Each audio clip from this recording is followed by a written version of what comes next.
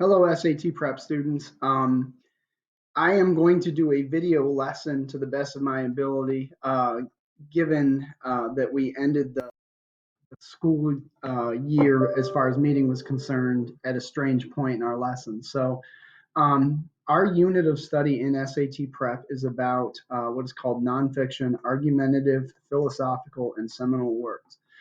So I think it's fair to go over what is a text on the SAT.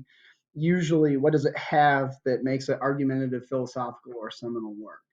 So the first thing is for most of these genres, it either means taking a stand on an issue or explaining an idea or a specific issue. We're going to be reading a few different examples of this, whether you're in group red or group black. Um, Nonetheless, they also are context heavy, as in like historical and social time period matter in their construction.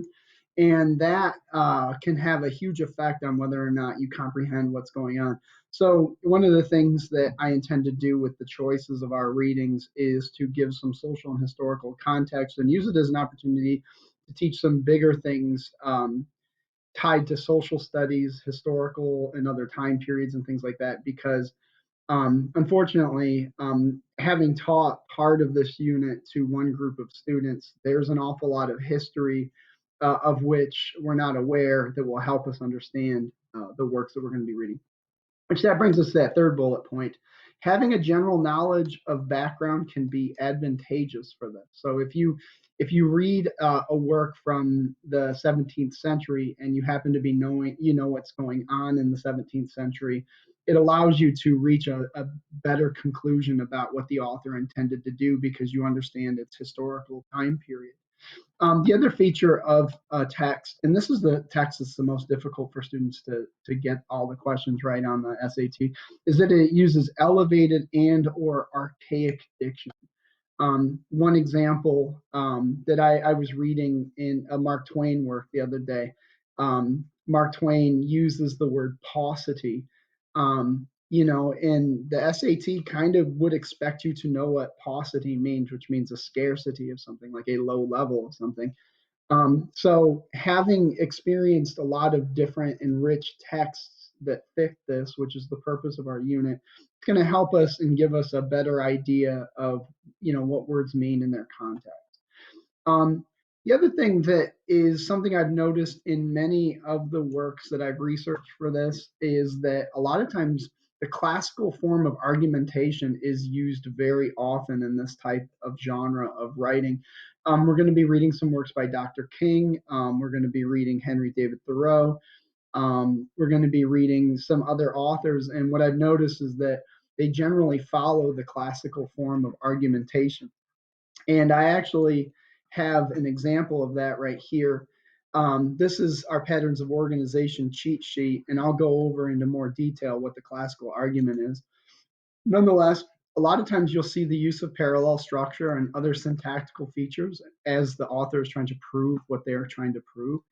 Then they also use language tied to big ideas, things like morals, values, their convictions, their beliefs, their religion, the prevailing religion of the time period, the prevailing philosophy of the time period, allusions to historical events, etc.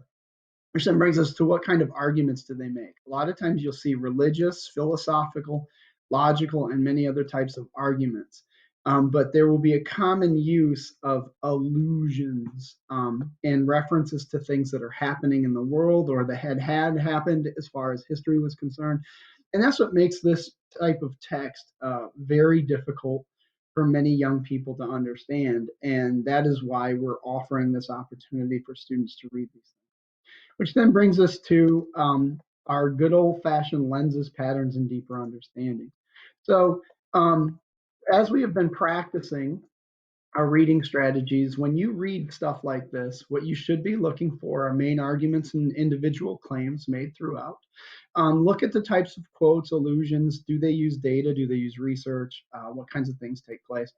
Be aware of the pattern of organization. Do they use compare, contrast? Do they use, obviously, like I feel like knowing classical form is going to be imperative for being successful and going, oh, which part is which at this point? What types of appeals? And then language tied to big ideas, like really when you see them using quotes or they're using religious things, etc., that's kind of a big deal. If you see them alluding to famous works like the Constitution or the Bill of Rights or those types of things, you need to pay very close attention to that. Speaker, tone, and audience are also some things that while you're reading, try to figure out what kind of a speaker is giving this speech. How does their tone shift or change throughout? Are they exhortative and like trying to inspire positively? Are they caustic and angry about such and such a thing? Who are they speaking to? And of course, what words mean in context is terribly important. So then that's for during reading. That's what lenses are. That takes us then to patterns. We have similar questions every time for patterns, but you need to be able to answer these types of questions in an overall sense. Like what was the purpose of that? Its main argument. Without fail, there'll be an SAT prep or an SAT question about that. The other part about that is what are some smaller claims made within this argument? What evidence was used? They always ask evidence-based questions. They'll ask you a question and you'll have to pick the best answer. The follow-up question will be like, well, what quote from the piece best supports the answer to the previous question? That is going to be a big time, at least twice in that. I would bet twice in that particular genre of reading, and you'll see it throughout the SAT anyway.